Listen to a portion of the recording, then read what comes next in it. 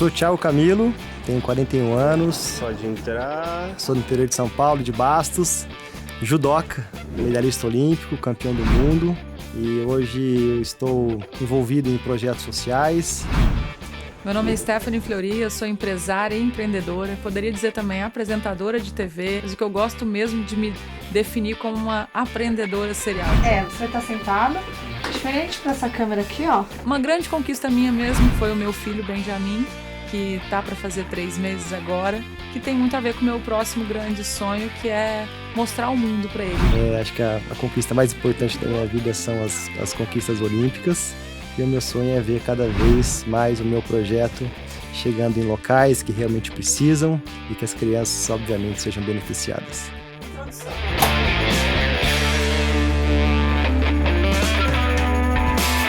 Bem-vindos ao Expresso Talks, nosso programa sobre tecnologia e negócios. Bom, 2024 é um ano de Olimpíadas, então, além dos nomes que a gente sempre traz para vocês, grandes nomes de tecnologia, de negócios, esse ano também estamos trazendo os grandes nomes do esporte brasileiro. E comigo está aqui o Marcelo Duarte. Marcelão, quem que tem prazer, aqui hoje com a gente? Olha, 2 especialistas quando o assunto é ouro, prata, bronze e outros metais valiosos. Bem-vindos, Stephanie, Thiago, um prazer recebê-los aqui. Queria começar conversando com vocês, que é um assunto que os dois dominam, que é concorrência, né? Começar com o Thiago. Thiago, você tem 2 medalhas olímpicas, né? Uma de prata, uma de bronze. Agora, a tua carreira ficou muito marcada por uma questão de concorrência, né? Que você tinha um outro atleta de grande nível sempre competindo com você ali, o Flávio Canto. E tem uma história tua, e eu queria saber se você já tirou da parede do seu quarto a foto dele que estava lá. Tudo bem, pessoal? Primeiramente, obrigado pelo convite. Super prazer estar aqui conversando com você no Express Talks. Já tirei, já tem um tempo, né? Mas é verdade essa história. Isso daí foi depois de Atenas 2004, período que os jogos que eu fiquei fora, né? Fui medalha de prata em Sydney. E aí a projeção sempre é que a gente, né, participe e almeje uma coisa maior. Eu acabei ficando fora. E foi uma disputa bem acirrada, né? Perdi faltando 2 segundos para Atenas. E aí depois eu decidi colocar uma foto que saiu num jornal bem importante do país, na parede do meu quarto, para que a cada dia eu visse aquela foto, né, e lembrasse do sentimento que foi de ter ficado fora dos Jogos Olímpicos, né? Porque o atleta, praticamente quase todos os dias você acorda cansado, né? Vai dormir cansado e acorda cansado do treino. Eu sabia que se eu deixasse de treinar um dia, eram 2 treinos, o que eu deixei de treinar e o que ele treinou. Então, sempre quando eu acordava e via aquela foto, mesmo cansado, com dor muscular, eu levantava e ia treinar. Então, assim, acho que a vida do atleta, ela basicamente é recheada, né, de desafios, mas hoje eu sei o quanto foi importante, né, o Flávio na minha vida, na questão da rivalidade, e obviamente por eu me comprometer cada vez mais com excelência.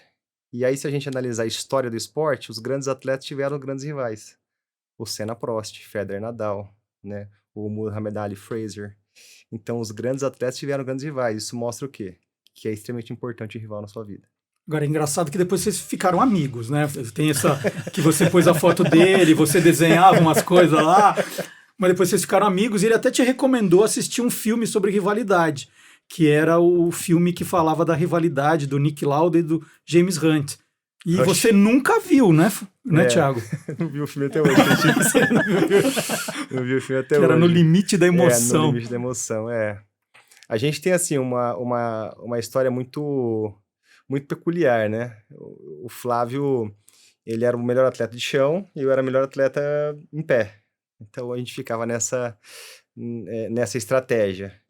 E cada um teve seu mérito, né? Assim como eu, né, me preparei e estudei, né, para sempre chegar diferente na próxima competição, ele também fez o trabalho dele e, obviamente, também se preparou. Então, ele chamou muitos atletas canhotos para treinar com ele, que eu sou canhoto.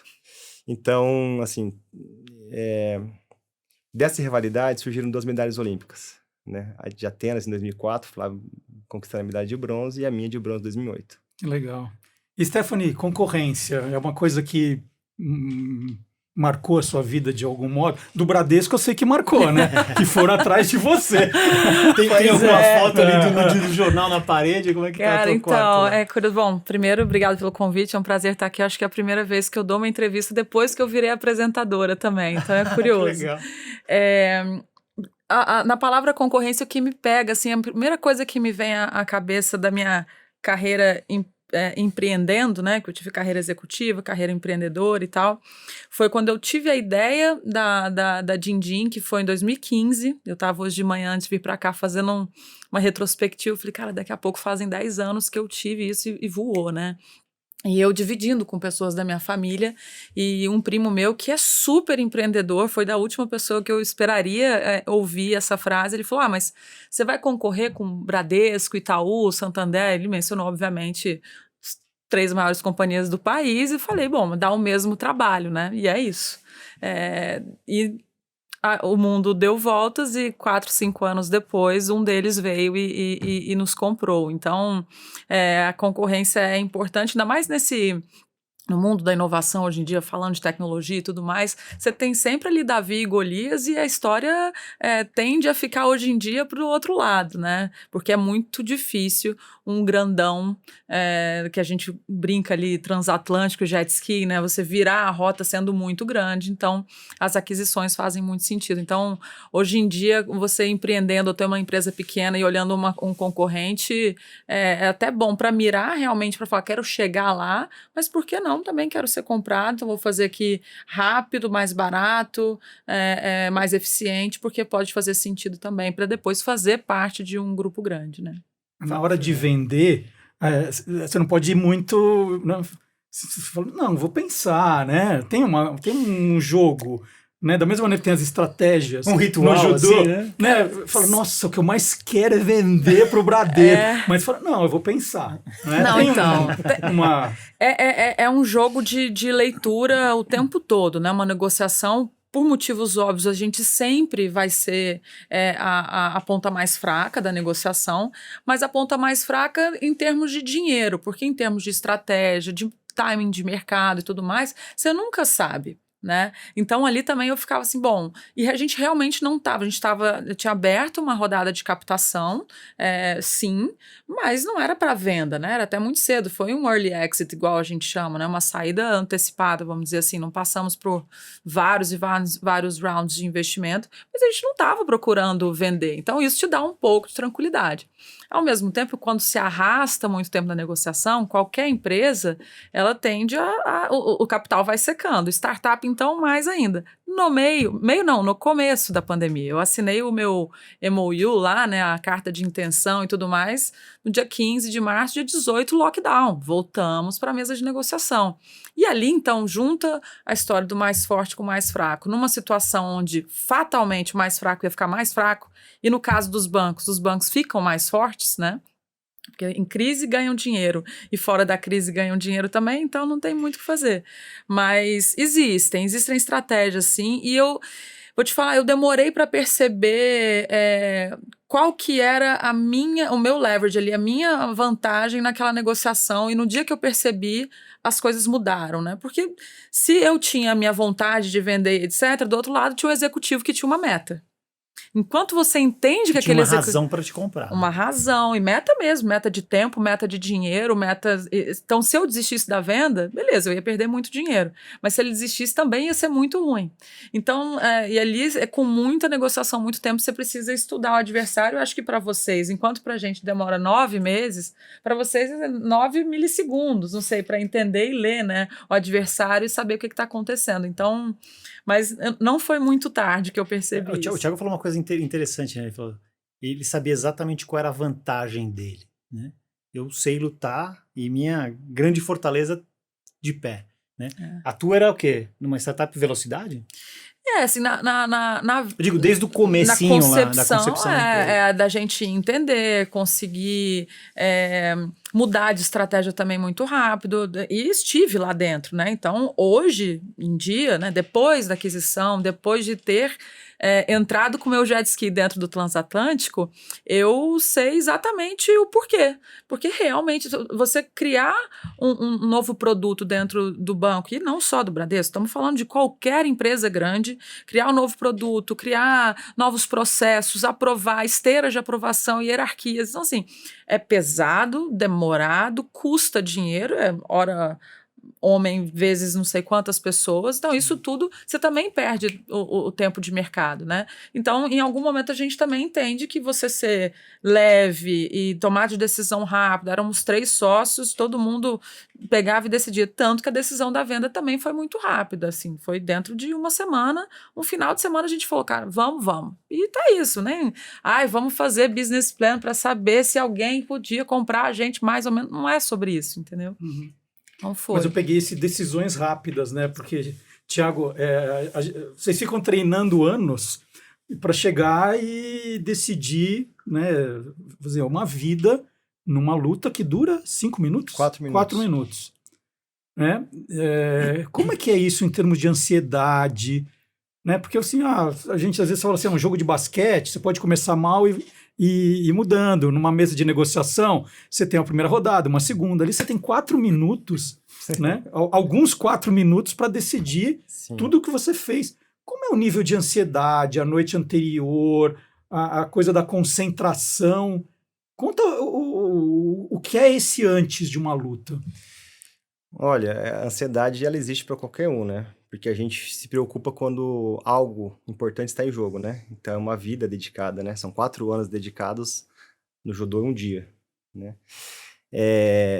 Então, assim, não tem como você não ficar ansioso, não ficar nervoso, dar aquela dor de barriga. Todo mundo sente. Vem um atleta e fala, mas eu não sinto isso. Ah, é mentira. Todo mundo sente, né? Porque tem muita coisa envolvida ali. A sua vida está envolvida, né?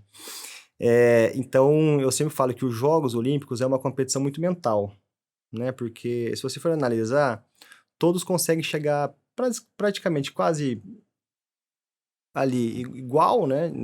Na forma física, taticamente todo mundo se prepara e tecnicamente cada um tem seus pontos fortes, né? Mas tudo pode dar errado a partir daquilo que você faz com a sua mente, né? Como você encara, se você fica nervoso. Eu já vi campeões do mundo perder a primeira luta, travar, né? Então, isso você precisa conseguir controlar. Não é fácil, né? Não é matemático isso, né? Então, o que eu enxergava, né? Nossa, eu gosto tanto de judô, me divirto tanto treinando, tenho tanto prazer treinando, que eu preciso transferir esse sentimento do dia a dia para o dia da competição. Então, esse era o segredo. A gente tentar transferir esse sentimento de felicidade no dia a dia para o dia mais importante. Porque se eu treino para a competição, não tem sentido eu não estar feliz no dia da competição, né? Então, isso era uma sacada que eu sempre procurava levar para a minha vida. E a outra, toda competição eu treino para a próxima competição, ganhando ou perdendo.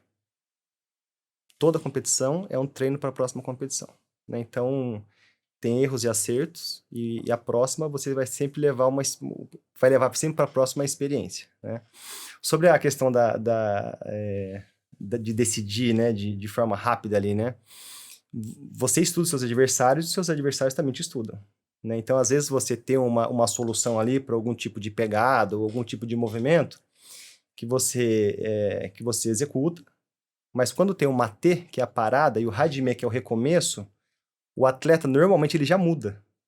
Aquilo que você fez já não vai funcionar. Então, você também tem que se antecipar, e quando tiver a parada e o reinício, você também tem que mudar. Então, é o tempo inteiro você, né, pensando de forma lógica, né, ouvindo a orientação do técnico que está sentado ali na cadeira, e você conseguir absorver aquela informação e você executar aquela informação em 5 segundos, né?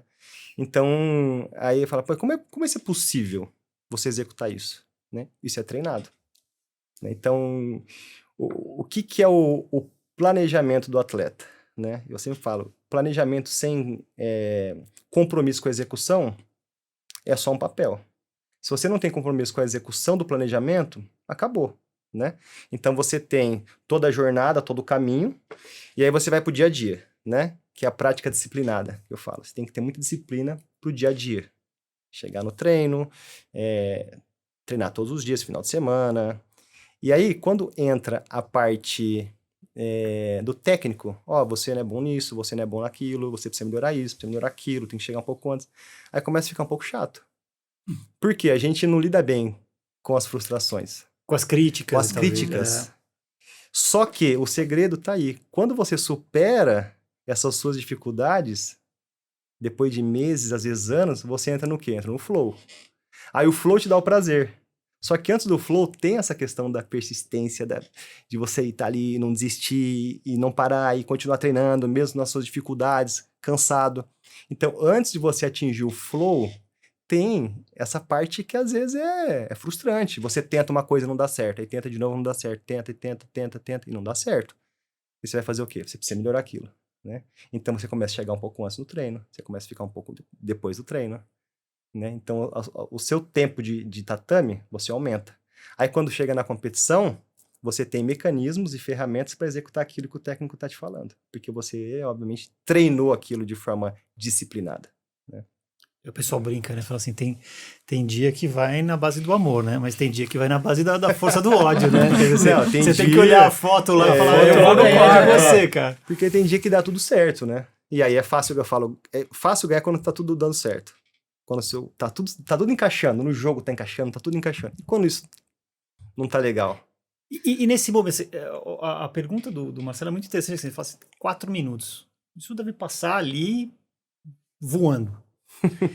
Dependendo do golpe, passa mesmo. Quando você tá perdendo, exato, passa rápido. Você começa perdendo. Como é que você faz pra sentar e falar, cara, calma, que o próximo vai dar certo? Como é que é essa paz que você tem que trazer em, sei lá, 5 segundos na sua cabeça? Quando você tá perdendo, o tempo passa rápido, né? Mas quando você tá ganhando, o tempo passa devagar. Porque você tem que administrar a pressão do seu adversário, né? Então isso para não tomar surpresa também, né? Porque também é possível, né? Então você tem que estar o tempo inteiro ali, atento, né? E pensando como você vai equalizar tudo isso.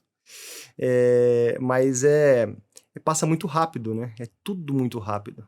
E você tem que estar o tempo inteiro ali, antenado, ligado e pronto para tomadas de decisões, obviamente, né? E conseguir executar aquilo que você se propôs a fazer. E essa questão das janelas de tempo, né, Stephanie? Você falou de 10 anos, a gente tá falando de 4 minutos, mas você olha para trás e fala assim, passou tudo muito rápido também. Passa. No teu caso também, você tem que acordar também na força do ódio uns dias lá e falar, não, vou ter que seguir o meu planejamento tudo que e tudo mais. O Thiago tava contando, Ele tá o planejamento sem aqui, execução, tá é a tua vindo vida, uma né? novela na minha cabeça, assim, porque não dá certo, etc. Pra gente empreendendo tomando vários não, seja de cliente, seja de investidor, e você tem que apanhar e levantar o tempo todo, porque é isso, se você não continuar, e você não tem a certeza, e acho que talvez se eu pudesse fazer estamos aqui, né, nas analogias, ou pelo menos assim, eu tô tentando te ouvir, no jogo do empreendedorismo, por mais que você não tenha uma linha de chegada, um relógio batendo, a única coisa que te faz parar é o dinheiro. E mesmo assim, tem gente que ainda fala, pô, eu zerei, mas eu vou pegar um empréstimo. Mas então você também tem que saber a hora de parar. Mas como não existe essa linha de chegada, o sino não toca, o apito não vem, é muito complicado saber quando parar e quando desistir e quando não desistir, né? Assim, tem um ditado que fala, nunca desista, mas às vezes pare de insistir. E a linha é tênue. A linha é bem tênue. Então, assim, eu não desisti, várias vezes não desisti mesmo, porque todo empreendedor que sentar aqui e for falar com vocês, a resposta é todo dia, ou dia sim, dia não, você pensa em desistir, sabe? Mas você acorda e vai, uma hora dá. É o cansaço muscular, né? Cansei de apanhar aqui, né? O que eu faço, mental, né? também, né? Tem a estafa mental também, porque eu passei um período que praticamente foi o ano que eu mais treinei e que eu mais perdi. O ano que eu mais treinei e o ano que eu mais perdi, 2006. Né? Então isso também mentalmente, falo, não é possível. O que eu tô fazendo de fazendo errado? tudo certo, e eu perco quase todas na primeira luta. E voltava segunda-feira e recomeçava. Aí final de semana eu perdia, voltava segunda-feira e começava. Meu pai me ligou um dia e falou, filho, chega, né? Já deu, já. Não tentar outra coisa. Por quê, pai? Não, tô vendo que você tá sofrendo já. 1 ano. Na verdade, 1 ano não, né? Esse ano foi, né, foi a gota d'água. Mas eu fui medalhista de Sydney em 2000. O meu grande título veio 7 anos depois, 2007. Um grande título, né? 2007, 7 anos depois. E aí ele falou, não, eu tô indo pra Porto Alegre. Nessa época eu tava morando em Porto Alegre, na Sojipa, eu era atleta de lá. Meu pai, eu vou até você amanhã pra te convencer. Eu falei, não, pai, não vou embora. Ele chegou lá no outro dia. Viajou 1.300 quilômetros pra tentar me convencer a voltar pra casa e voltar a estudar. Eu tinha feito direito 3 anos, tinha trancado. E eu lembro que que eu chorei pra caramba naquele dia. Eu falei, pai, tem alguma coisa aqui dentro que tá falando pra eu continuar. Eu preciso ouvir essa voz. E ele falou, né, não chega. Eu falei, não, pai, por favor, eu preciso de mais uma chance. 1 ano depois, fui campeão do mundo, campeão dos Jogos Pan-Americanos e eleito o melhor atleta do mundo, né? Se eu tivesse desistido, É. né, nada disso teria acontecido. Eu não estaria aqui hoje, provavelmente. Mas é aquela história do que o Guerrinha mencionou isso, né? Que você tem que, no caso dele, era olhar para o seu próprio time. No seu caso, era olhar para você mesmo para entender o que estava de errado, né? E às vezes esse processo é meio dolorido, né? Você Às tem que vezes. parar todo dia. Às vezes Você não tem é, que, você tem né? que parar, fazer uma análise É. ali para poder seguir, né? Sim. Como é que é? É porque, assim, eu acredito que mesmo que você tenha uma estrutura, uma empresa, um time, uma equipe ali com você, no fundo, é você contra você. Você sabe disso. Porque você sabe as coisas que você fez, as coisas que você deixou de fazer, se você se organizou, não se organizou, o quanto você pagou para estar ali de preço. Você realmente merece aquilo, né? Então, todo dia quando você acorda, olha no espelho e você vai se preparar para mais um dia, você sabe quem você está olhando. Você sabe para quem você está olhando. Você Né? sabe Então, o quanto você é merecedor daquilo. Isso, eu acho que é o mais importante. Porque às vezes a gente acaba procurando soluções no externo, né? E normalmente as soluções estão dentro da gente. Estão dentro da gente. Porque assim, os processos são realizados por quem? Por pessoas. Sim. Né? Então a pessoa, ela vem em primeiro lugar. A gente, o nosso sonho, aquilo que você acredita. Né? Então, essa questão de você se frustrar e você tá ali, é o dia a dia. É onde você vai encontrar força, onde está a sua missão, onde está o seu sonho genuíno, né?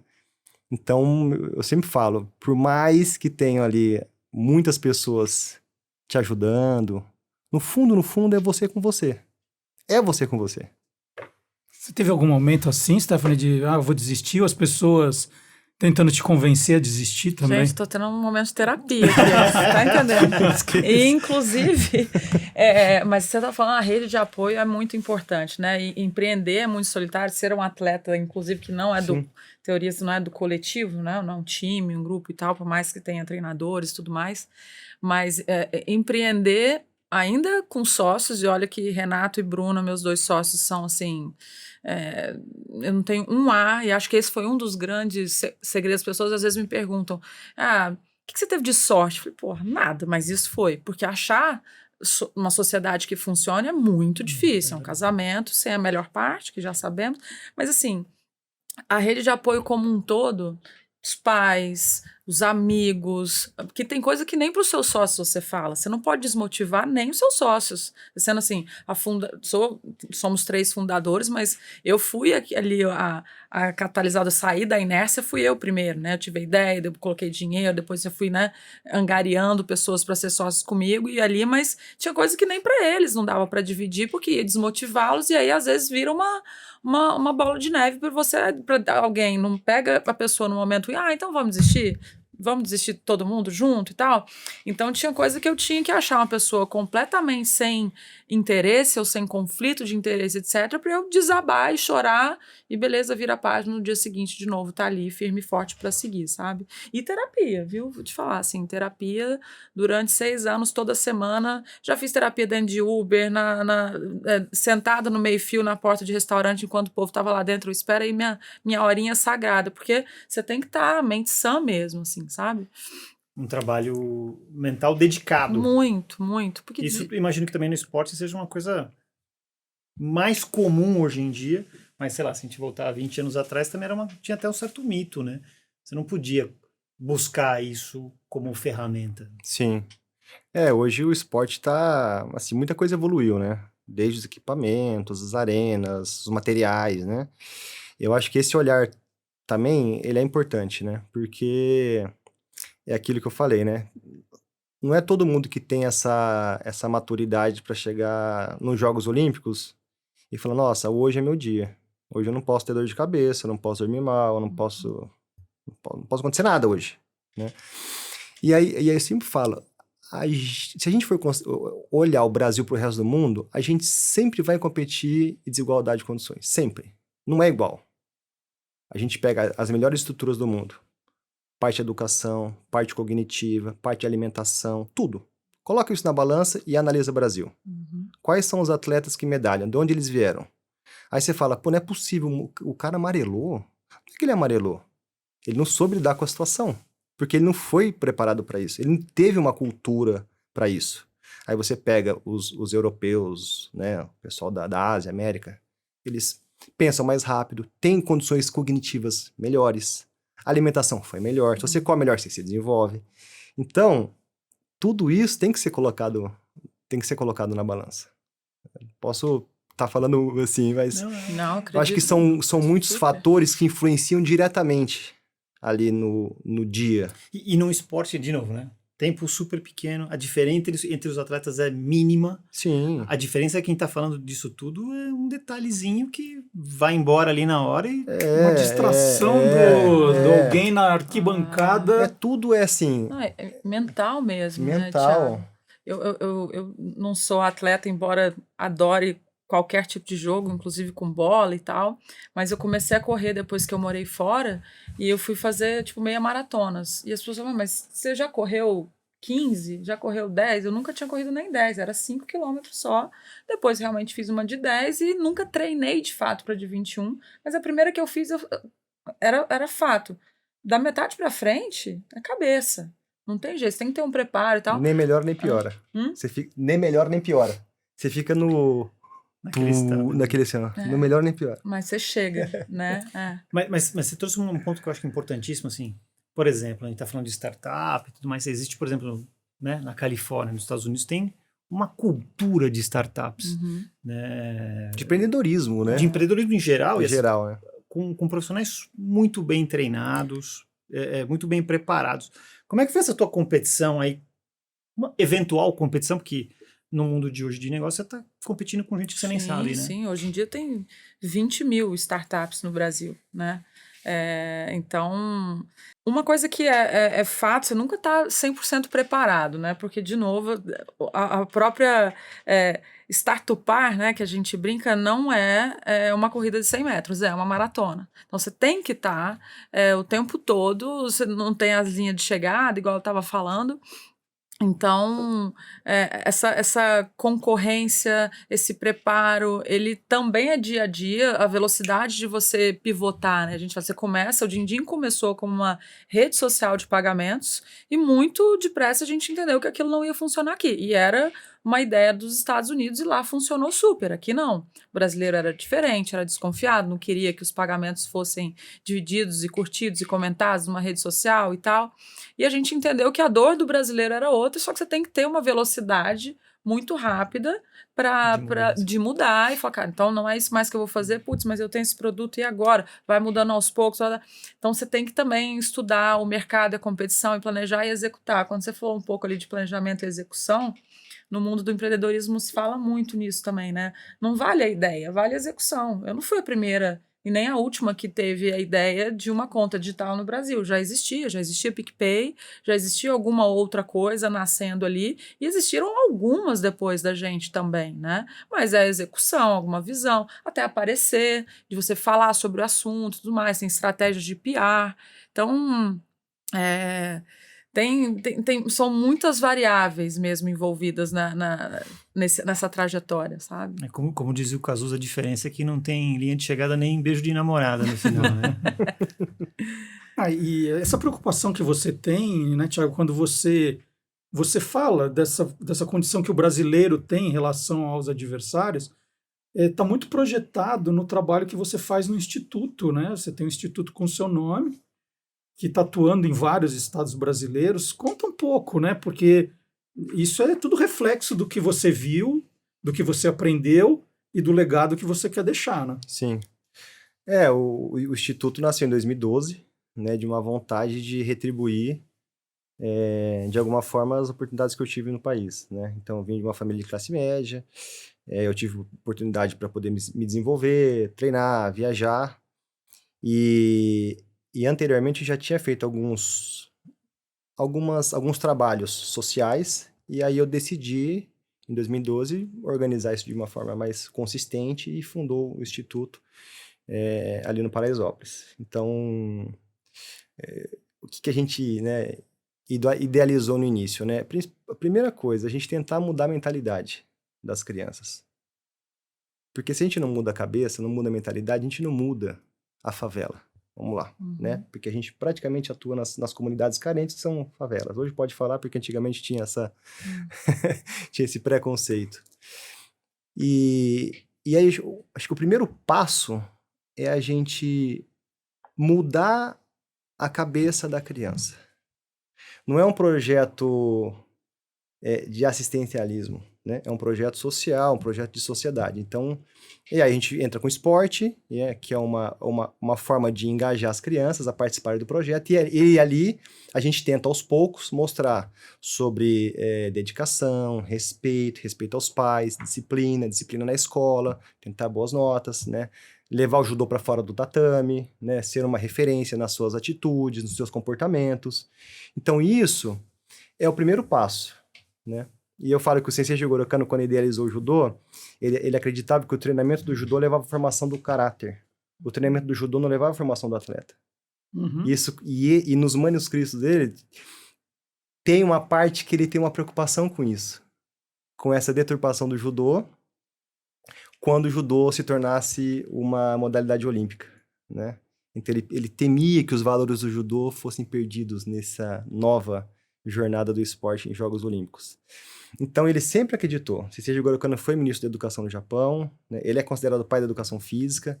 Ele conseguiu, os alunos dele se tornaram pessoas importantes no Japão, prefeitos, governadores, reitores de universidades, levaram o judô para as escolas, né, e para as universidades. Bacana. E praticamente a cultura do Japão tem uma relação muito próxima e direta com o judô. Quase todo mundo, em algum momento da vida, fez judô, né? Então, esses valores é que constroem a sociedade. Não é o dinheiro em si. Isso, você pode ter dinheiro, mas você pode não ter valores, né? E com os valores você consegue conquistar o dinheiro. Mas você perde também o dinheiro se você não tem valores. Aí vem essa coisa do legado, né? Do legado, e eu acho que talvez a gente possa falar um pouco disso com você também, né, Stefania? Você está vivendo já um outro momento, né, como pessoa, virando mãe, né? Uma etapa muito importante na vida de qualquer família. Como é que você vê esse processo de deixar um legado, não só do ponto de vista financeiro, mas de valores que você quer transmitir para as pessoas que estavam ao teu redor, ou, né, para os seus filhos que já estão e virão mais? Como é que você vê isso? E a questão da integridade profissional. Como é que você coloca isso tudo junto? Qual é a tua visão sobre isso? Então, eu tô, assim, só não é licença maternidade porque eu sou autônoma, empresária, empreendedora, então nem remunerada estou no momento. Mas Benjamin vai fazer 3 meses daqui uma semana. É a paixão da minha vida. E olha que eu não era aquele tipo de menina que falava assim, meu sonho é ser mãe. Meu sonho era ser empresária, empreendedora. Eu via aquelas mulheres, eu vivia sempre muito, não faço ponte aérea exatamente, mas eu sou de Goiânia, morei no Rio minha vida inteira, estou em São Paulo há 8 anos, mas eu sempre ia muito para Goiânia desde muito nova. Os meus pais se separaram, então a gente tinha que visitar a família em Goiânia, e eu via mulheres, executivos, taiers, bolsas e pastas e tal, eu achava aquilo incrível, e minha mãe, grande empreendedora, minha grande referência, meu exemplo, tudo, que eu aprendi demais com ela, comecei a trabalhar com 13 anos, junto com ela e tudo mais, mas meu sonho de vida não era esse, até o dia que eu congelei os óvulos, eu já estava namorando a minha mulher, e E eu falei, bom, depois daquele dia eu nunca mais não me vi sendo mãe. Mas eu achava que eu ainda tinha algumas coisas para conquistar na minha vida. Eu estava no meio do processo da construção mesmo da Dindim, né, da minha fintech. E não era a hora, porque para a mulher é isso, né? Ou é filho ou é carreira em algum momento para você tomar decisões ali. O homem, ele tem esse privilégio de poder fazer as 2 ou as 5 coisas ao mesmo tempo, né? Então, para mim, falei, vou fazer um seguro filho aqui, congelei os óvulos. Quando eu quiser, e se eu quiser, eu vou lá, descongelo e tento e tal. E foi uma jornada longa, a gente que, né, de planejar, executar, eu não sou controladora, mas sendo empreendedora, você tem que se planejar, você tem que fazer planilhas. Criando hábitos, né? Você cria hábitos, eu vivo, adoro uma planilha, adoro. Minha terapeuta fala que eu pulo de planilha, rainha do Excel, eu pulo de planilha para planilha. Se eu não tenho uma planilha ou um e-ticket emitido, ou os dois, eu não tô feliz, entendeu? Mas eu descongelei mesmo assim, para você ver, tipo, não deu certo na primeira tentativa, não deu certo na segunda tentativa, eu tive que voltar com 39 anos e fazer todo o congelamento, né, a extração dos óvulos de novo, e depois deu certo, mas nisso mexeu muito também com a minha carreira. Eu tinha vendido a empresa, fiquei lá, depois eu fui convidada pela CNN para ser apresentadora, coisa que eu nunca tinha feito na vida, e aprendi fazendo e tal, e foi incrível, aprendi muito. Mas também tive que colocar o sonho da maternidade ali, não tive que, foi uma decisão, né? Falei, não, então não vai ser esse ano, vai ser o ano que vem. E aí, o tempo vai passando, né? E as nossas reservas de óvulos vão diminuindo e tudo mais. Mas deu tudo certo, graças a Deus, mas é isso, eu já fiquei 1 ano sem voltar para o mercado, e agora dei à luz há 2 meses atrás, então tem uma licença aí, e tem que ter um planejamento muito forte também. Bom, faz 6 meses em agosto. Eu vou voltar, não é que eu tenho para onde voltar.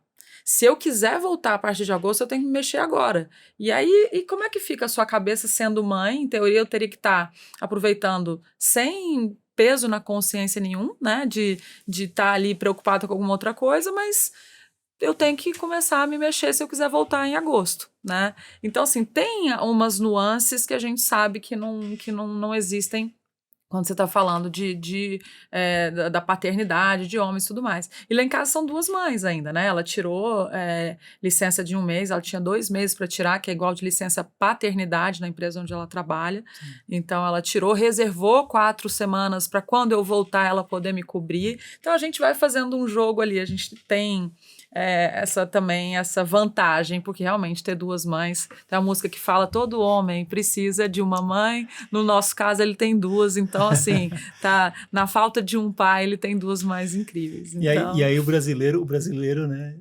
é craque em flexibilidade também, né? Então, mas é uma jornada que tende a ser um pouco, você fala de flexibilidade, eu ainda não a gente ainda vai enfrentar muita coisa, né? Com 3 meses, né? Eu diria que a jornada é longa. A jornada é longa. Tá mais pra maratona. Exatamente. E olha que os meus estão tudo na faixa de 18 para cima. E ao mesmo tempo, você tocou numa palavra muito interessante, que é o que você está construindo com o Instituto, é tipo o legado, né? O que a gente quer deixar.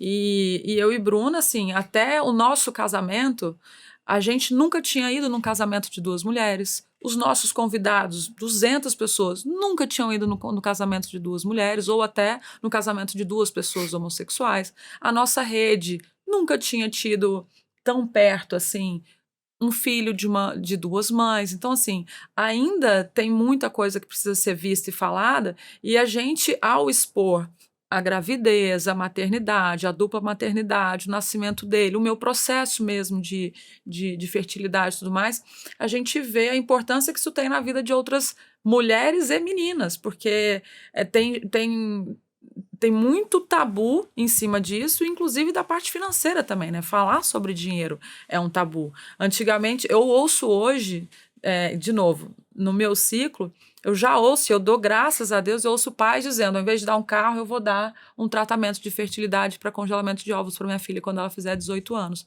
E é isso que eu espalho, porque eu acho isso incrível. É a melhor coisa que você pode fazer para uma uma menina que está nova, que tem os óvulos, a contagem de óvulos lá em cima, ela não vai ficar presa à necessidade, ao relógio biológico de ser mãe ali tão nova, mas ela vai ter essa liberdade de escolher. E isso não tem preço, ou tem e está cada vez mais barato, né? Deixa eu só aproveitar, que quando você está falando, né, da licença maternidade da volta, aí a gente pensa assim, bom, você vendeu a sua criação, e aí eu acho que você deve responder a pergunta, o que você vai inventar agora? Você se cobra isso? Eu preciso ter outra ideia, né? Agora eu quero vender para o Itaú. Eu preciso ser brilhante, Não, vamos lá. O que é essa volta? O que você está pensando para a sua volta? É muito curioso, porque a gente fica assim numa pressão e existe a pressão dos outros também, né? Então, porque se você não faz nada, as pessoas vão dizer que aquela lá foi sorte, então você só soube fazer aquilo e tudo mais, né? Uma coisa que eu sei é que eu quero curtir o meu filho nos próximos, curtir muito de perto e tal, nos próximos 3 anos, que é o que todo mundo fala, que precisa de uma atenção dedicada, claro, é eterno, mas a gente sabe que quando é pequeno, e você fundar uma startup, a sair da inércia é tão difícil, é tão pesado, é tão complexo, você tem que primeiro achar a ideia, você tem que se apaixonar por uma ideia, porque as ideias estão aí, né? E eu sou uma curiosa nata, uma pesquisadora nata, eu pesquiso muito o que está lá fora, eu pesquiso muito problemas que estão aqui, eu dou aula de estratégia em faculdade, né? Eu brinco às vezes com meus alunos, eu falo, se estão com falta de ideia, abre o Reclame Aqui e vai lá, porque não vai faltar problema para vocês resolverem. Mas é verdade, empreender é resolver problema. Resolver problema. Então, mas hoje eu tomei uma decisão depois também de muita terapia, de muita conversa em família, etc., que empreender agora não é o caso.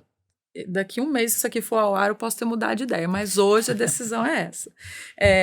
Mas eu quero voltar para o mercado, eu nunca me afastei totalmente, né? Então, eu faço investimentos, eu estou no conselho da Associação Brasileira de Fintechs, que eu ajudei a fundar há 7 anos atrás, dou muita mentoria, então estou sempre por perto.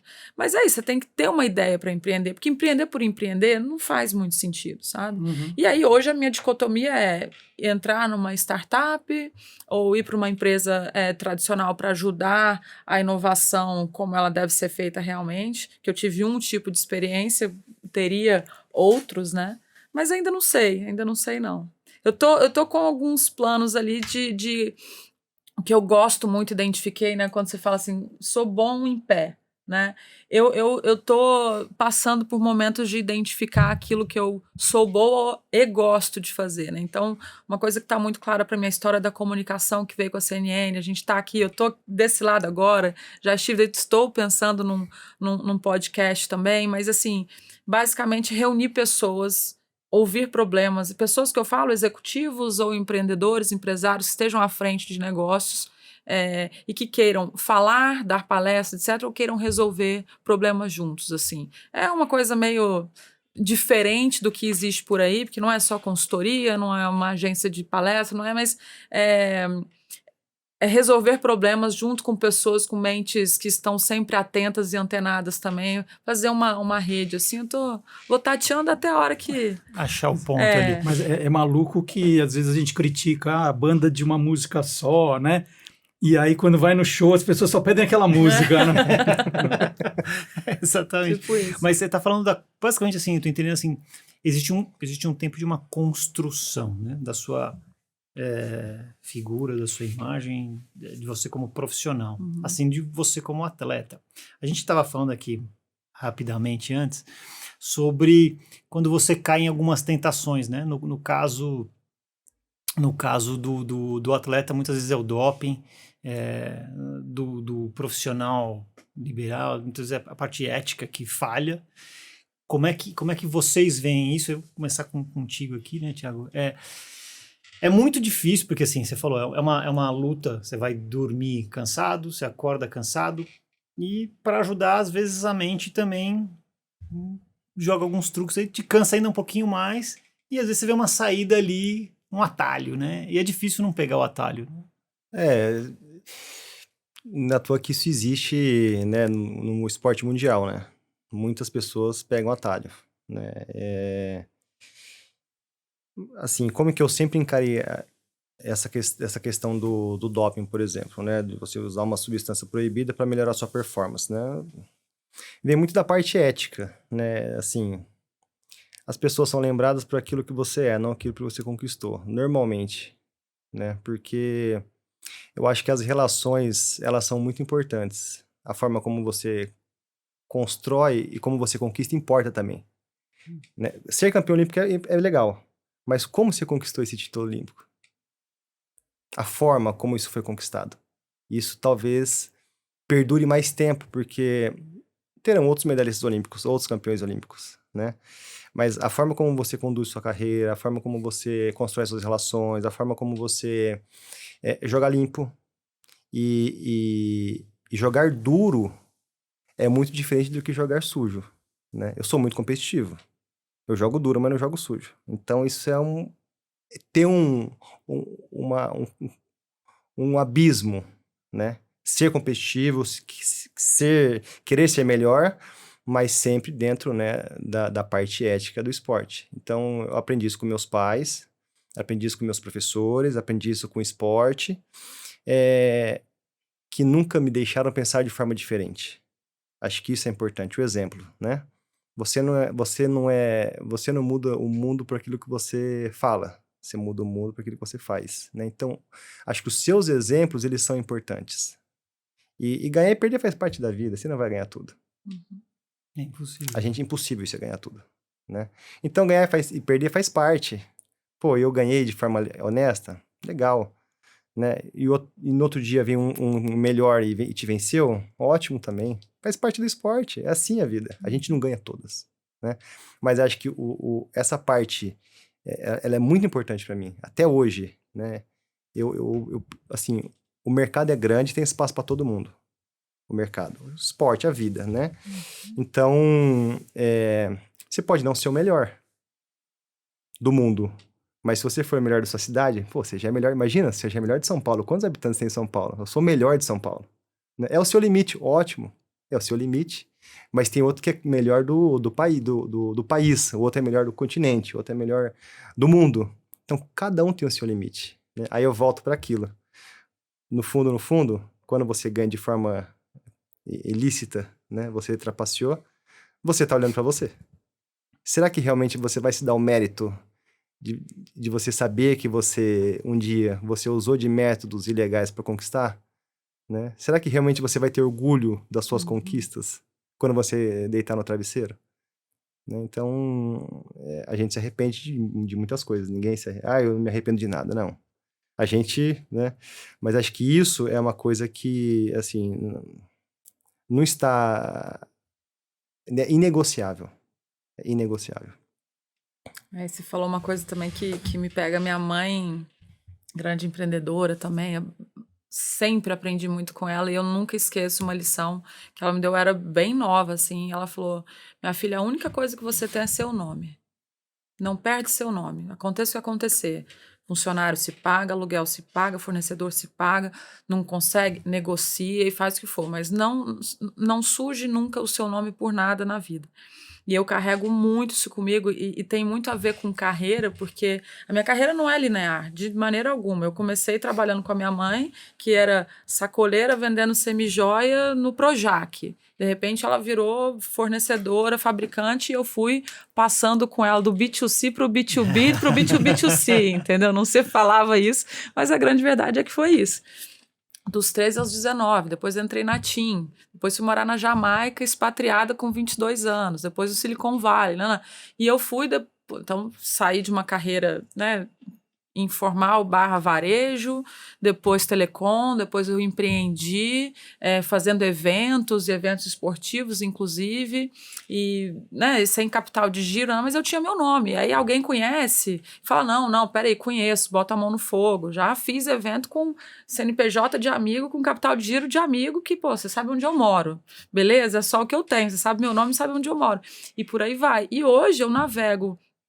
Até hoje, as pessoas que eu conheci em telecom, eu passo a mão no telefone e falo: vem cá, quero te entrevistar, ou vem cá, tô com uma palestra nova, e eu sou contratada, ou eu participo e tudo mais, porque eu vou carregando o meu nome e a boa reputação que eu fui construindo ao longo da minha carreira para qualquer carreira que eu tenha escolhido, né? Então, não é muito sobre ser empreendedora serial, mas eu sou uma aprendedora serial, que eu vou aprendendo a fazer coisas diferentes, decidindo aquilo que eu quero. Então, se eu vou empreender em educação, por exemplo, daqui a pouco, ou em sustentabilidade, ou o que for, eu vou usar toda a rede que eu construí em cima da reputação do meu nome, que tem tudo a ver com a ética com a qual eu lido com os meus negócios. No mundo de A startup... confiabilidade que você Total. mostrou ao longo Tem dos muito anos. fake it until you make it, né? Tipo, é mentira aqui, você mentir quantidade de clientes, de números, etc. Não adianta. A nossa venda para o Bradesco, muita gente fala, mas como assim? Por que vocês? Eu conheci algumas que não passaram pelo processo e a gente passou porque os números eram exatamente aqueles, os documentos estavam completamente legais, tudo muito organizado. Como eu já tinha sido empresária, né, eu falo business normais, né, porque muita gente acha startup, os multiplicadores, unicórnios, etc., fala que não são negócios muito normais. Mas todos os meus outros negócios tinham sido tradicionais. Agência de evento, agência de viagem, e isso e aquilo. Então, já tinha um pouco dessa experiência. Então, assim, para mim é preto no branco. O documento tem que ser certo, o alvará tem que sair, e etc. Já tomei meus tombos, já tomei meus calotes, e mesmo assim você vai, levanta. Então, carregando isso, e é o que me faz ter essa liberdade. É claro que eu tenho uma estabilidade financeira que me deixa decidir ficar 2, 3 anos fora se eu quiser, mas é a que também me abre as portas em qualquer lugar para quando eu decidir voltar e quiser voltar para algum lugar que não vai ter nem a ver com o mercado financeiro, ou com telecom, ou com mídia, ou com o que for, né?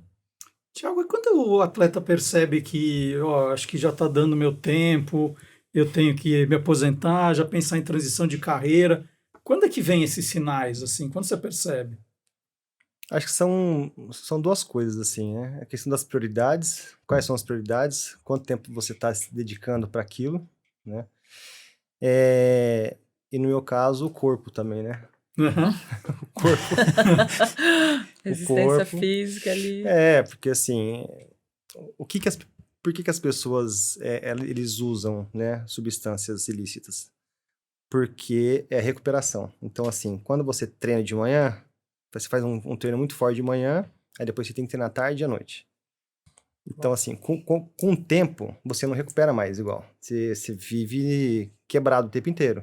Cansado, desgastado, estafado. Então, as pessoas usam meio que pra te recuperar mais rápido e você tá todo o treino 100%. Aí você vai melhorar, vai ficar mais forte, tá? E vem dessa recuperação, né? Então, assim, eu já tava com 36 anos, né? Já tava há bastante tempo, eu fiquei 20 anos na seleção brasileira. Eu comecei a viajar com os adultos com 16 anos, eu fui muito precoce. E aí eu percebi já que, assim, não rendia igual, algumas lesões já me prejudicavam no treinamento, o quadril já não virava igual, a velocidade já não era a mesma, a potência já não era a mesma. Então, assim, foram vários fatores, né? E aí vem a parte difícil para qualquer atleta, né? É você encerrar um ciclo e começar outro.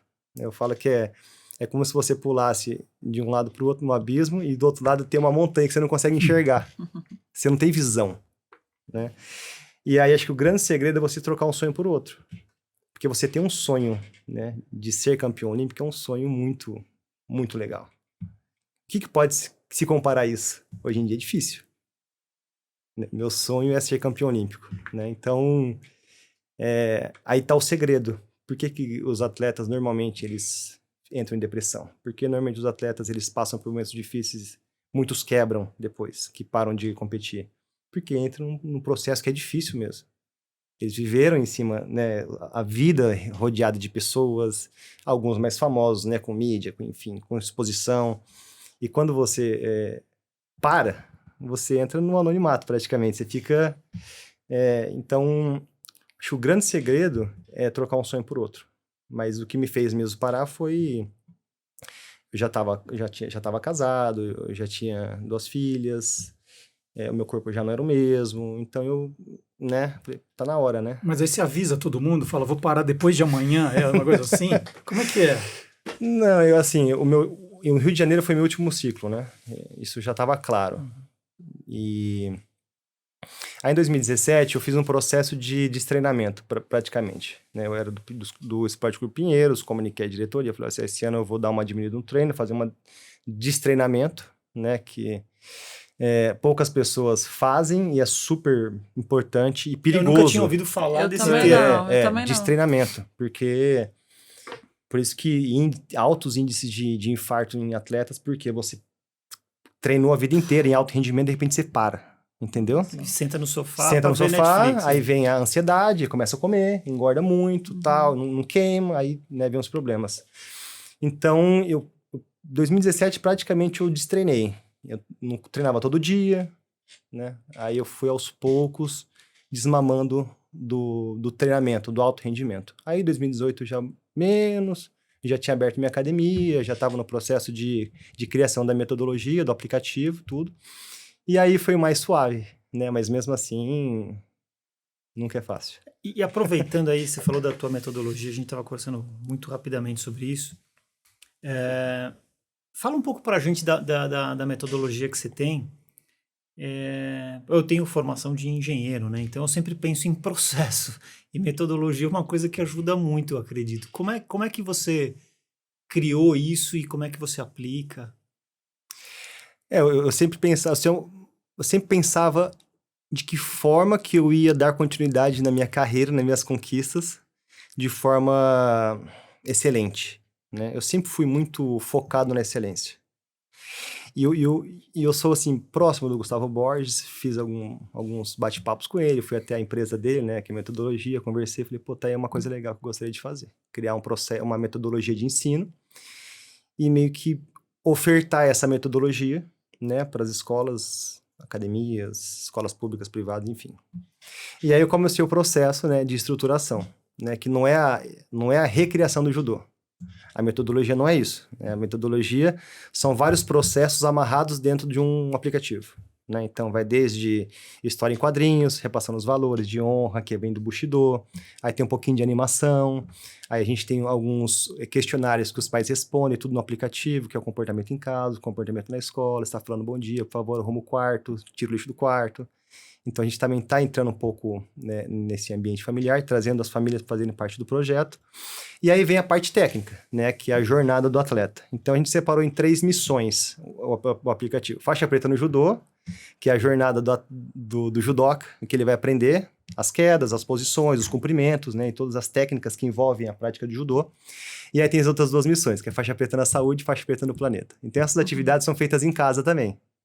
Então, e a ideia a gente já teve relatos, a semana ninguém pode tomar refrigerante. E aí a gente teve relato de, meu filho não toma mais refrigerante porque ele quer se tornar a faixa preta na saúde, né? Bacana, é gamificado. Gamificado. E aí tem os badges também, então eles vão ganhando os badges. Você vai colecionando ali. Tudo no aplicativo, então, Salvador do Planeta, Sensei o mestre do mangá. Então, e eu consigo baixar o aplicativo lá para o meu filho que está lá em casa, lá? Não é liberado assim, né? Eu tenho que procurar Normalmente a gente faz a venda para as escolas. Legal. E aí a gente libera os acessos para os alunos que fazem judô. Mas eles estão lá no Apple Store, Play Store. E aí, depois que eles baixam o aplicativo, a gente envia o login e senha e eles começam a navegar no aplicativo. E como foi esse processo para você? Você falou assim, agora eu parei de treinar, né? Vou desenvolver aqui uma metodologia. Eu gostei desse negócio de destreinar. Eu vou destreinar anotei, o tempo todo. Alguém me perguntar, eu anotei aqui, o que você tá fazendo? Eu falei, tô destreinando. Arrasou. Você tem que ser capaz de Mas eu não posso também. destreinar porque eu precisava ter treinado antes de destreinar, né? Se eu não treinei, eu não posso destreinar. O destreinamento passa pelo processo de aceitação, né? Que é a primeira coisa. Você precisa aceitar a nova realidade, né? E vem muito na carreira, acho que de um atleta é isso, assim, a medalha olímpica é o sonho, né, campeão mundial ou medalhista olímpico ou os dois, você tem 2 grandes, no Founder, assim, o sonho grande é fazer um exit, né, então vem muito o so what, e depois, e agora? Mas eu te perguntar uma coisa, qual é a metodologia para criar uma startup? Qual é a receita de bolo mágica? Assim, existem, se você entrar na internet vai ter muita gente vendendo a receita do bolo, inclusive quem nunca cozinhou, que é o que mais tem, né? Quem nunca fez, vai lá e ensina como faz. Nossa, como em 5 passos, sabe? E é engraçado, porque quem fez fica assim, fica com vergonha Não é de bem assim, né? vender isso e falar isso. As pessoas acham, por que você não cria um curso? Eu falei, gente, porque não tem receita, né? Mas, e eu, então, que não vinha do mundo, eu era uma forasteira total, assim, tipo, eu morava no Rio e o ecossistema estava todo aqui em São Paulo. Eu não tinha uma pessoa que eu conhecia do mundo de tecnologia. Pra você ter noção, a primeira versão do aplicativo do Dindim, segunda, porque a primeira foi um chinês de NYU, que trabalhava estudava na mesma faculdade lá da Ju. E depois, deu tudo errado, eu fiz um Google para saber, desenvolvedor de aplicativo. E era uma empresa no Alphaville e eu peguei um avião, vim para cá e bati lá na porta. Então, assim, eu não conhecia absolutamente ninguém, não tinha costas quentes, nem no mercado financeiro, nem em tecnologia, nem nada. Para mim, UI, UX, CAC, LTV, eu não fazia a menor ideia que era nada disso. Então, O que vocês estão falando aqui, né? A minha primeira captação, eu estava literalmente assim, os investidores aqui, eu aqui. Mas como é que é o seu cap table? Aí eu desviei completamente da resposta, respondi outra coisa e vim aqui assim, ó. Cap table. Tá. Então, você perguntou sobre cap table, eu tenho tantos por cento. Eu não fazia nem a menor ideia disso. Não era uma questão de você saber português ou inglês.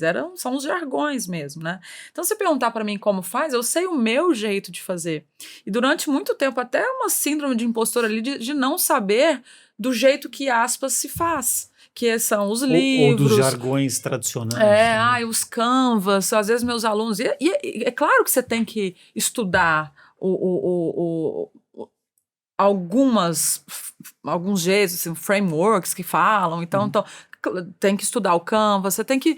Nada te impede de estudar, informação de qualidade nunca é demais. Agora que estão surgindo, né, faculdades de empreendedorismo de fato, até onde eu dou aula na Link, é a primeira faculdade do Brasil que é focada em ensinar empreendedorismo do ponto de vista de startup mesmo, né? Então, assim, claro que existem. Agora, se fosse uma receita de bolo, que se você fizer isso, sai aquilo direitinho, você vai ter sucesso, não existe, simplesmente. Então, eu sei o meu jeito de fazer. Então, e nada garante que se eu usar essa mesma forma que eu fiz, que eu vou ter sucesso depois. Então... Depois de destreinar, né? Depois de destreinar, pois é. E Olimpíada? Eu tenho que ficar de olho em quem no judô? Porque o judô brasileiro sempre, né, uma medalhinha, outra ali, é garantida, né? E agora a gente tira licença para ficar vendo a Olimpíada o tempo todo, né? Assim, o judô sempre, né? Desde 84 Jogos de Los Angeles, em todos os Jogos Olímpicos, né, teve presença nos pódios, né? Então acho que não vai ser diferente. Nós temos atletas já consagrados aí, a Rafaela Silva, o Rafael também Silva, né? Campeões olímpicos, medalhistas olímpicos, a Mayra, 3 medalhas olímpicas, tem o Carguinin também, enfim. Temos boas chances. Não vai ser fácil, depende muito de sorte, chaveamento, quem você vai encontrar, composição da chave, o andar da competição. Mas acho que dá para esperar aí 2 medalhas, bem otimista, 3. Mas eu sou mais conservador, acho que 2 medalhas... nós temos boas chances, mais pro feminino. Você vai para Paris? Vou para Paris. Eu faço a primeira semana no Brasil, vou comentar pelo Sport TV, e depois quando encerrar o meu trabalho, né, de comentarista, aí eu vou para Paris. Eu tô fazendo parte de um programa do Comitê Olímpico, que chama Embaixadores Olímpicos, né?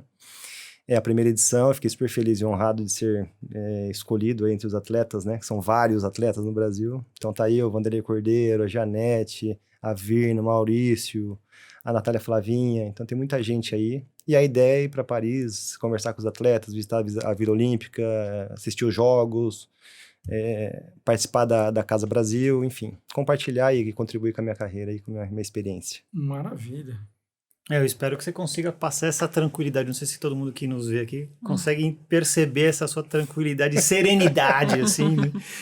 Para os mais novos, que eu sei que a primeira Olimpíada pode ser uma coisa muito chocante, né? Você chega lá naquela... como é que chama aquele espaço lá que fica todo mundo ali embaixo, ali, se fala ali? Vila Olímpica. Vila Olímpica. Imagino que você vai ver algumas pessoas ali, você dá uma surtada, né? Você tem que ter, assim, muita maturidade, né? É difícil, porque atletas jovens, às vezes, não conseguem ter esse equilíbrio, porque tá todo mundo dentro de uma Vila Olímpica. O problema é o restaurante da Aí Vila Olímpica. tem... Não é? Fala a verdade, o problema é o restaurante. aí depende da modalidade, né? O judô, por exemplo, esporte de categoria por peso, então isso... Agora temos que não tem problema, pode Restaurante comer à vontade. 24 horas, comida do mundo inteiro. Você vai lá e come sim. quando você quiser, é um problema aquilo. Leva uma balancinha do outro lado, Ah. come e Ah, se pesa. Come e pesa. Come e pesa. Tiago, quando você fala de trocar um sonho pelo outro, qual é esse novo sonho? Né? Você falou de ser um campeão olímpico, ir para a Olimpíada, ganhar medalha. Qual é esse novo sonho? O legado, né? De levar adiante aquilo que eu aprendi e vivenciei, né? Através da metodologia. Então, assim, foram 2 anos só filmando, tem quase 400 vídeos lá disponibilizados no aplicativo. E, assim, aí eu fui aprender o que é UI, UX, as personas, até a mesma coisa, não sabia de nada disso, mas peguei uma cartolina, fui escrevendo, não, quero que assim, aqui abre ali e tal. E foi muito legal, né, esse processo de construção, porque foi uma imersão muito, muito grande, porque eu voltei a ser faixa branca, Uhum. né? Isso. E eu acho que isso é difícil quando você volta a ser faixa branca. Porque quando você acha que tá no fim, na verdade, você percebe que às vezes você pode estar no começo, né? E você pode ser faixa branca. E aí eu comecei a aprender de novo, né? E aí isso me motivou novamente.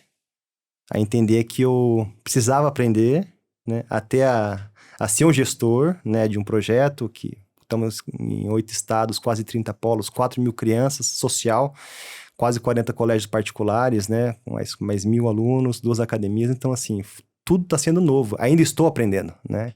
Aí as pessoas falam, você se sente realizado? Não, eu me sinto realizando. Eu estou realizando, né? Então, acho que esse sonho, ele é de manter vivo, né?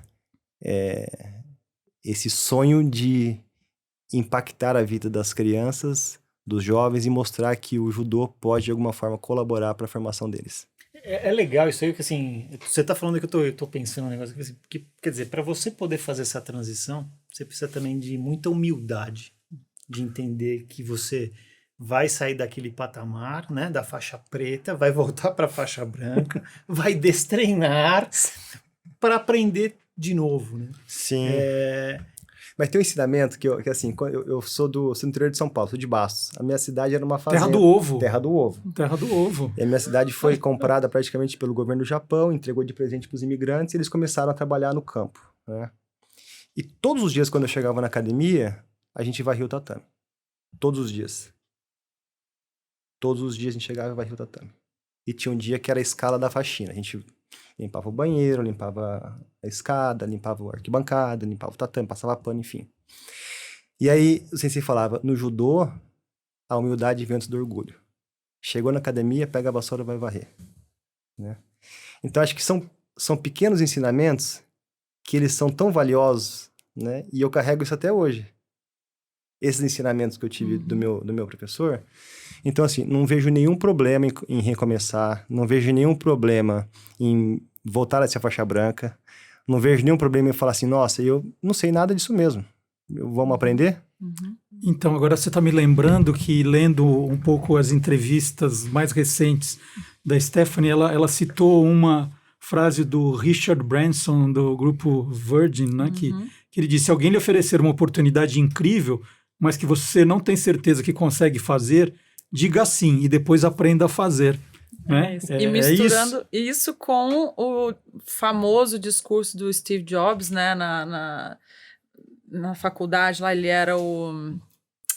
Paraninfo, exatamente. Ele fala, stay hungry, stay foolish, né? Então, assim, você garantir que você tá com fome de aprender e, ao mesmo tempo, ter humildade de dizer, cara, não conheço disso aqui e deixa eu aprender. Eu acho que na jornada do lifelong learning, né, esse aprendizado contínuo que a gente sabe que a gente precisa ter, tem muita humildade envolvida, porque você tem que o tempo todo se desfazer das suas certezas, se destreinar daquilo que você conhece. Se a gente fosse fazer essa analogia, bom, eu conheço muito de meio de pagamento hoje, conheço.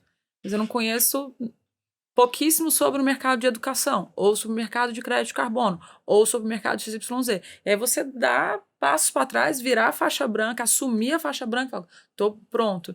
E é a mesma coisa, se alguém hoje chegar para mim e falar, você topa tocar uma empresa de educação? Topo. Uhum, vamos. Cara, são skills diferentes. Eu sei ser gestora, mas eu vou aprendendo com o tempo e tá tudo certo, vamos embora. E é legal também encontrar gente no caminho que te confie isso, né? Porque confia nas suas habilidades, que a gente chama de soft skills, né? Suas habilidades emocionais e tudo mais, de gerir um projeto, de ser criativo e tudo mais, enquanto o resto você vai aprendendo em leituras ou num café com algum especialista e tudo mais, sabe? E tem só para pegar um pouco do gancho aqui do raciocínio, como que o Japão reergueu da Segunda Guerra Mundial, né? Da bomba atômica, né? Única palavra, Kaizen, princípio da melhora contínua. Né? Então, essa palavra é muito importante na cultura japonesa. Então, essa questão de você estar realmente sempre melhorando, sempre buscando a inovação, procurar levar novas soluções, né? Então, de alguma forma, te deixa conectado, né? Com essa questão da humildade. E você sabe que em faculdade de administração, muita coisa de gerenciamento de projeto, etc., tem muito sobre Kaizen, né? Tem os métodos e tudo mais que a gente utiliza. Mas muito bom, gostei do faixa branca. E é legal, né? Porque te mantém com os pés no chão, né? Você não... É muito comum, né? Talvez mais ainda, até no meio esportivo, você vê um esportista que se ilude ali com uma posição que ele, em determinado momento... E muito executivo também. Sim, acho que você acaba se frustrando menos também, viu? O Sim, princípio da sim, faixa branca. Sim. Porque você nunca vai achar que sabe tudo. Sim. Entrei no tatame, mentalidade faixa branca. Então você tá sempre aberto para ouvir, ó, você não tá treinando bem hoje. É verdade, posso melhorar. Faixa branca. Né? Ó, você hoje chegou atrasado. Só porque eu sou campeão do mundo, posso chegar atrasado? Não. Você tem que chegar antes. Faixa branca. Então, acho que esse princípio, né, da humildade, ele é importante pro dia a dia, porque você acaba não se frustrando ali, né? Com algumas situações cotidianas. E é curioso que eu acho que aí não é só da jornada solitária do empreendedor, mas acho que do empresário alto nível, estamos falando ali de C-level e tal, também é muito solitário, muito às vezes por não poder se mostrar vulnerável, não poder falar que você, de alguma coisa você não sabe. Então hoje o que está na moda, e eu tenho ouvido muito falar em paralelo, são gestores, CEOs mesmo, de grandes empresas, listadas ou não, mas grandes empresas, que estão contratando assim, assessores particulares. Falam assim, então, não sei nada disso aqui. O que eu tenho que saber, com quem que eu tenho que falar, o que eu tenho que aprender. Eles estão se mostrando vulneráveis, mas entre quatro paredes, com pessoas ali de confiança, onde eles podem se mostrar vulneráveis, né? Porque é solitário. Você não vai chegar, no meu caso, claro que eu dividia... Na regrinha do 80-20 ali, 80% dos meus problemas eu dividia com os meus sócios, mas os meus 20% ali de dúvida, de não saber o que fazer e etc., tinha hora que eu não queria fazer isso. E com o C-Level é a mesma coisa, você vai desmotivar o time. Então tem essa linha tênue aí que é curioso. E ninguém também. detém 100% do conhecimento, né? Impossível. Impossível.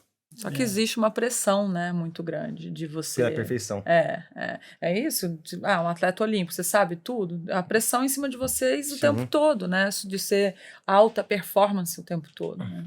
Mas assim, um estilo de liderança também, onde você constrói uma empresa, onde você é a fonte de todas as questões, de todas as respostas, também pode ser muito problemático, né? Super. Então, talvez seja mais fácil construir uma empresa, uma startup, onde cada um tem ali sua área de expertise e tal, e que as pessoas também não esperem sempre da liderança aquele oráculo que sabe de tudo e de todos os problemas. Né? Eu lembro muito de uma fase, até com o meu sócio, assim, eu falei, cara, me dá o benefício da dúvida. Eu não tenho, não é toda vez que eu vou tomar a decisão certa, não é toda vez que alguma coisa eu vou estar enxergando corretamente. Então, se eu falar alguma coisa e porventura estiver errada também, né? Deixa estar também, vamos errar junto. Porque se eu tô certa a maioria das vezes e aí aplaude e tá tudo bem, quando não tá bem também tem que ter o apoio, né? Porque senão começa a ficar uma coisa assim meio esquisita. Eu sempre brinco, né? Que falo, às vezes tem certas pessoas que estão dentro da empresa que elas se comportam como comentarista esportivo. Sabe aquele comentarista esportivo meio sacana? Fala assim, mas pô, o Thiago ali, ele fez o movimento, todo mundo sabe que ali era pra esquerda. Mas, cara, você tomou 3 socos na cara antes, tá cansado. A arquibancada é cheia de campeão do mundo. Não é? Então, isso fica muito complicado, né? Você julgar estando completamente de fora, depois que passou o filme, né? Eu falo, todo mundo sabe como o bandido ia morrer, né? Então aí fica fácil tomar qualquer decisão, mas ali no calor da emoção, ali é difícil. E você sempre vai acertar e vai errar. Né? Então, que é o meme nunca critiquei, né? Você fica falando mal o tempo todo, o cara faz gol, nunca critiquei, né? Então, como criar uma empresa com uma mentalidade diferente também nesse sentido? Eu acho que tem muito sobre confiar e delegar, né? Então, assim, aí não é só sobre seus sócios, é sobre a equipe, sobre as pessoas que você contrata, quem está ali, todo mundo.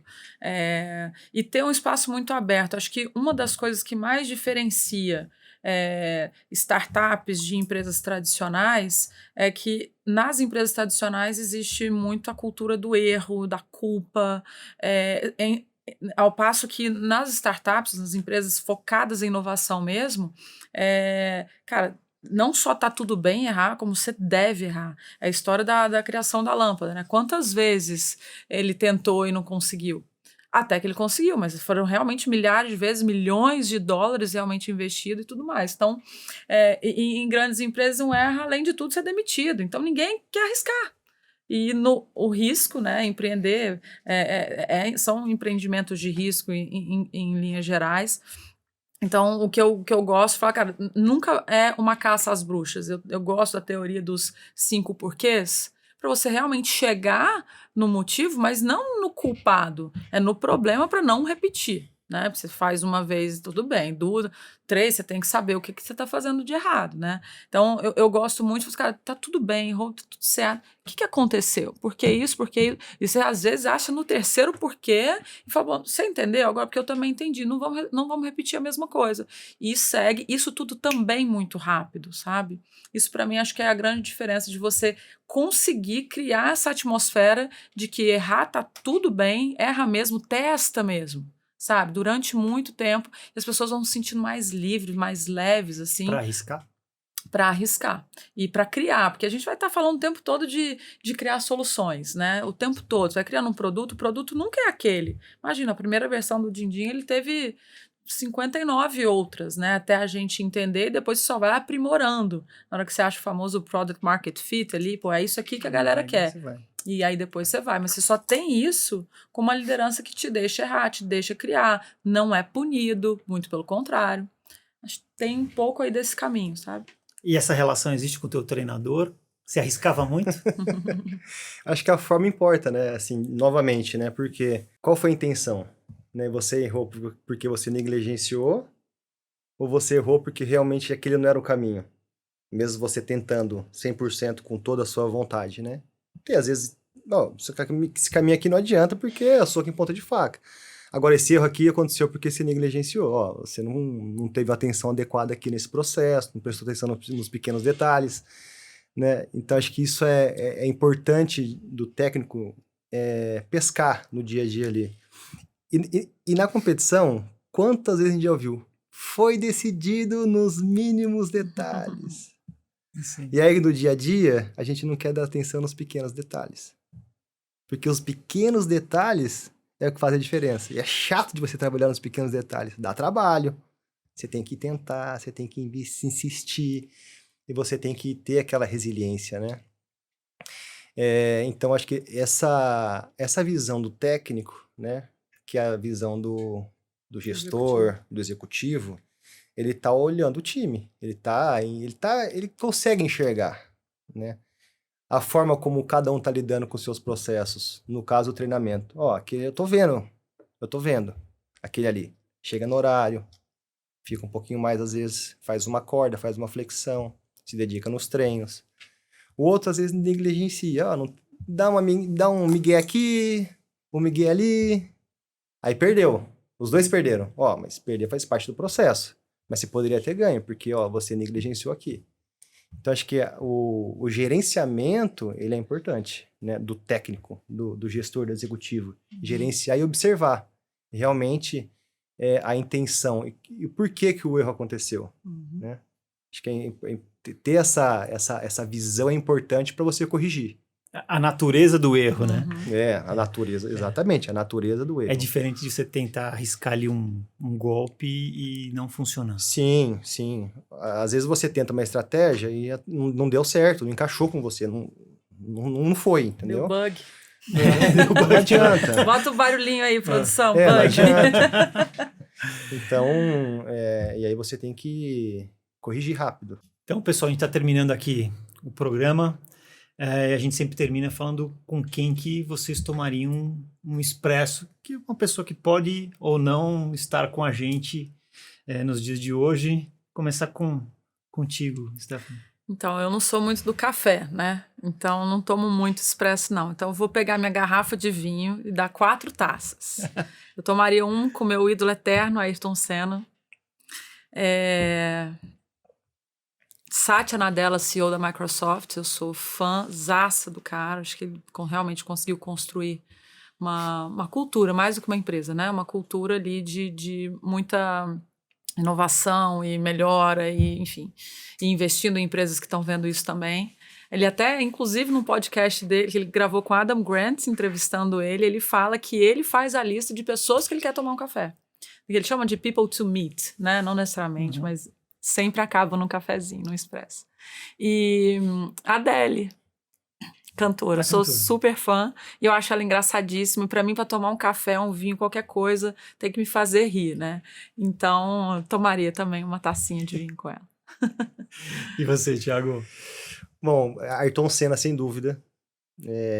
Ídolo, li todos os livros dele. O que ele fez foi, assim, fora da média. Muhammad Ali e Roger Federer. São as 3 pessoas que... Mas o Ayrton Senna primeiro. As 3 pessoas que eu acho que marcaram época, marcaram uma geração. E você vê que o legado é muito maior do que a conquista. São esses 3 atletas. Tamo Marcelo, junto. você teria mais alguém para você tomar um café? Ou vinho, você pode ser vinho Não, também. na verdade, Samir, eu queria tomar um café com você, agradecer, que hoje é minha última participação. Não, tem mais 2 ainda. Sim. Então eu não vou tomar com você, não, vou esperar.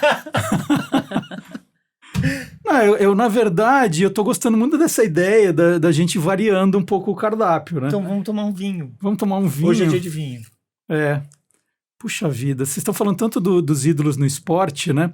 No judô, eu gosto demais de um cara chamado Walter Carmona, que foi um cara que liderou um movimento muito legal, uma espécie de democratização do judô, né? Ele foi um batalhador, sofreu muito, e eu acho que ele começou uma nova etapa ali no começo dos anos 80, que eu acho que depois refletiu nas gerações que vieram depois. Então, acho que é um cara que é pouco lembrado, né? Eu nunca mais falei com ele. Eu lembro naquela época dos movimentos, o Thiago pode até ajudar, o que aconteceu com o Walter Carmona, que eu não sei, mas era um cara que eu gostaria de rever. Vale a pena, viu? Porque ele foi um grande atleta, né? E deu início a um novo momento do judô, né? E hoje ele é um grande empresário. Então, assim, acho que vale a pena o convite. Tem muitas histórias aí, e a visão dele como empresário hoje é assim, ele é uma pessoa assim... Na área do judô ele tá? Não, de peças. De peças. Olha que interessante. Olha só, fica a dica, hein? Destreinou e começou. E você? Eu vou guardar o meu pro último dia. Aí eu vou guardar tomar um também. café, um vinho. Vamos guardar. Comer uma pizza. Comer uma pizza. Mas, pessoal, agradecer demais a presença Vocês de sabem vocês cozinhar aqui. alguma coisa? Porque a gente tá aceitando. O Guerrinha fazia pizza. Você um sushi, talvez, Thiago? Não sei fazer sushi. Não, mas um omelete. omelete. Quem mora em Bastos faz omelete. Miojo. Quindim. Não, miojo não. Quindim, né? Quindim de Bastos. Cara, o bolo de cenoura, minha mulher não reclama do meu, então assim, a sobremesa a gente tem. Mas na pandemia, minha mãe é uma cozinheira de mão cheia, né? Além de várias qualidades, ela cozinha muito bem. E na pandemia, né, todo mundo trancado dentro de casa, as amigas dela, Suzy, pelo amor de Deus, né, criou um grupo e ali ia mandando as receitas ali e tal. Então eu me arrisquei a fazer bobó de camarão na abóbora, não sei o que, arroz de coco e tal. Eu falei, cara... Deu certo? Deu super certo. Não sei fazer nada, só bobó de camarão. Mas foi o único prato que eu fiz, entendeu? Foi o único, mas deu bem. Eu E brinquei. o arroz com piqui, não? Porra, não, arroz com piqui não. Não me arrisco, não. Nós vamos fazer o Omelete Talks, ó. Ovo. Ovo não vai de faltar. bastos. Ovo eu garanto. E aí você vê, Bastos. então, pelo menos o 30 bolo milhões de de cenoura já tá tudo certo. Então, mas tá eles tudo ainda certo. fazem aquele Monte Fuji com ovo quando tem a festa do ovo Festa lá? do ovo. É assim, 30 milhões de ovos dia. Meu Deus. Ah, já galinha. Uau. Não, a galinha bota todo dia, né? Então, praticamente são 30 milhões de aves, né? Pessoal, brigadão pelo papo, adorei. Espero que a gente tenha outras oportunidades de nos vermos. E obrigado mais uma vez. Muito por estar obrigado. aqui. Obrigada pelo convite.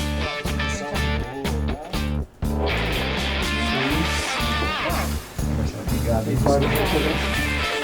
Nosso kit completo. A canequinha, a camiseta do programa.